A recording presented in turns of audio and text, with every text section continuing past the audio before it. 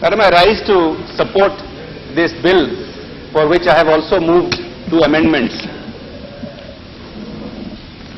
Power reform movement in our country started after nearly 50 years of failures, and it is incumbent upon us in this House to be candid and intellectually honest about them. The SEBs have all failed. Let us not beat around the bush. They have all failed. The model itself is and was unrealistic, because in one body you had judge, jury and hangman all put together, and the expectations themselves were unrealistic. We had a simple situation for decades where revenues were less than costs. Yes, there are social objectives, and social objectives must be met, but we cannot wish away the difference between revenues and costs. The SEB model that we followed for so many decades simply tried to wish it away, and that is not going to work. Madam, this model for nearly 50 years has converted us into a nation of thieves. Let us be intellectually honest and admit that the T&D losses that we have, which at 24 and 25% are the highest in the world, after reform, after proper accounting, are turning out to be double of that. The question we have to ask ourselves are that those weaknesses, those failures which remain in the system today, are they because of these reforms that we have initiated recently, or despite those reforms not having been pushed far enough? Some apprehensions have been expressed today about the issue of accountability of these regulatory commissions which have been set up. I must say here that it is difficult, if not impossible, to expect accountability if we ourselves do not respect accounting. Simple mathematics is that 2 plus 2 must be 4, but we have refused to accept that for decades. We have refused to arrange for the shortfall of funds in the system, the shortfall between the higher costs and the lower revenues. I come back to social objectives, and I say yes, we must meet social objectives, but social objectives must be paid for, and we must take conscious decisions in the legislative system and in the executive arm to pay for those subsidies. A question has been raised whether politicians are any more in control of this, and whether the aspirations of the people at large can be met with this reform being put into place. The simple answer, madam, is yes. Even now, when tariff setting and regulatory authority has been given to independent regulators, the state assemblies and the central government have the authority to pass laws, to mandate policies, but where those policies require subsidies, they also have the obligation to arrange for those subsidies. If we want these social objectives, we must have the courage of character to recognize this publicly and arrange for those subsidies so that power can be provided cheaply. We cannot expect it to appear out of thin air. We must make an honest appraisal as to the real success or lack of success of reform so far. And particularly on the regulatory commissions, I must admit, madam, that they are only partially successful. They are not completely successful. But so far, these are the only areas of success we have had in the reform movement of the last few years. Let me address some of these issues. The first and most important area of success has been transparency. Before these regulatory commissions were set into place, tariff setting was done in dark rooms behind an iron curtain, where the public had no information of how and what was going on. Today, tariff setting is done in public hearings, wherever these regulatory commissions are established. And one question had been raised as to how many of them have been established. I have the figure as on March of this year. I believe 14 states have already framed the Reform Act and installed regulatory commissions. Now, the transparency is not only in the manner of public hearings, but also in speaking orders. The orders of the Regulatory Commission have to justify, have to take into account the representations made by consumers, by farmers, by industries, by domestic sector, and account for all of them and reconcile it with public policy as passed in the central government and the state governments. This transparency has brought about a noticeable freedom from the interference of powerful lobbies. Yes, tariffs have gone up, but what has started also happening is that tariffs are going up at a slower speed than before. And the other most important thing that is happening is that cross subsidies which are hidden from public view are gradually being removed. Honorable Member Shri Premchand Gupta has pointed out that we have handicapped the industry in this country. Our industry on the one hand is expected to compete with China, it is expected to compete with the West, and yet we handicap the industry by forcing them to subsidize our social objectives without giving them any credit for it whatsoever.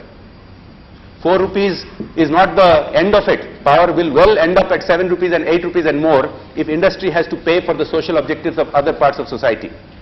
We as a government, as a country, have to take that decision at this level, not force it upon industry.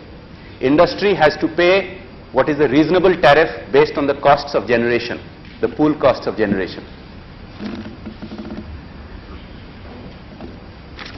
To continue this honest appraisal, weaknesses do remain. There are 3 major areas of power sector reform. The most important area is reform in the distribution sector.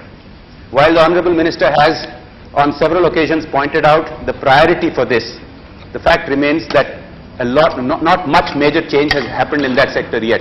And we have to put that at the topmost priority to reduce this so-called T&D losses, which is nothing but theft, and make other arrangements for meeting our social objectives. On the second major aspect of energy sector reform is generation. And the fact remains, if we are to be candid about it, that we as a country have botched it up for 10 years. We have not allowed a full market economy to be brought in. As a result, there have been negotiated deals in setting up generation projects about which questions are raised and continue to be raised and will continue to be raised for years and years. We all know of the infamous project in Western India where there has been so much debate. Now, if there was a full market economy, if it had been tendered for, then I can assure you, madam, that the fuel utilized for that project would not have been high-cost imported fuel. But because of the MOU route, such a project has been allowed to come up. In a full market economy, nobody will put up a project unless its basic costs are in line with what the market is willing to pay. There is enough opportunity in our country to build projects, both small, medium as well as mega projects based on domestic fuel, which will be cost effective. The third and most important wing of reform is the regulatory wing, which is what I have just been talking about. I have talked about the areas where the regulatory reforms have yielded success by way of transparency. I have also admitted that they have only been partially successful. Why has that been so? That has been so because in the regulatory commissions, we have not provided full administrative support to them. Vacancies remain. Sometimes chairmen are not appointed. And even when members and chairmen are appointed, sometimes they don't have offices, they don't have stenos, they don't have typewriters or computers. Unless we fully commit 100% to moving forward with reform, we will be stuck in the same kind of limbo that the old SEB system saw us for 50 years. Just a brief recapitulation, there have been other successes also in these last few years in pushing reform. For example, there are many, but I will give one example. A grid code has been established in those sections of the national grid where a regulatory commission is in place. That is the first step towards bringing about a qualitative improvement in the supply of power. This process, overall process of reform in energy sector has 2 major components. One is restructuring and one is reform. Many states have only done the very first, in fact all the states that have done anything so far have done only restructuring. They have not yet either committed or gone ahead on true reform, which requires cooperation of all stakeholders. In conclusion, madam, I would like to compliment the Honorable Minister for taking this step, which is one step for moving this bill, which is one step forward in the ongoing reform movement. Not only will it enable smaller states to jointly set up regulatory commissions, otherwise it would not be cost effective for some of these small states to individually have regulatory commissions. It will also provide a forum to address regional issues. I will speak for the eastern region, madam, with which I am most familiar. The eastern region as a whole is surplus in power compared to the rest of the country, but within the eastern region we have some states that have more power available.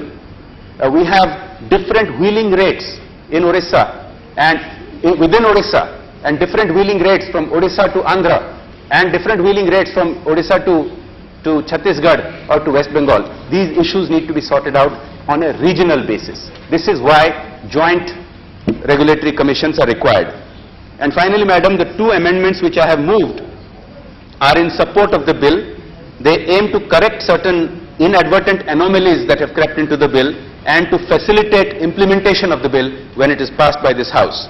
Very briefly, madam, the bill provides for either chairman to be appointed by consensus or, where there is no consensus, by rotation. Inadvertently, it also provides for members to be there by rotation, which is counterproductive, because a certain tenure is required for members to understand the issue. You can't have a different member representing a state each meeting. There is no continuity.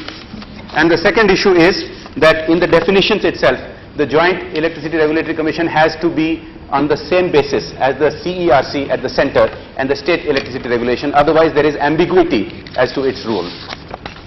With that, I once again compliment the Honorable Minister for bringing this forward and urge him to start taking much bigger steps towards power sector reform. Thank you.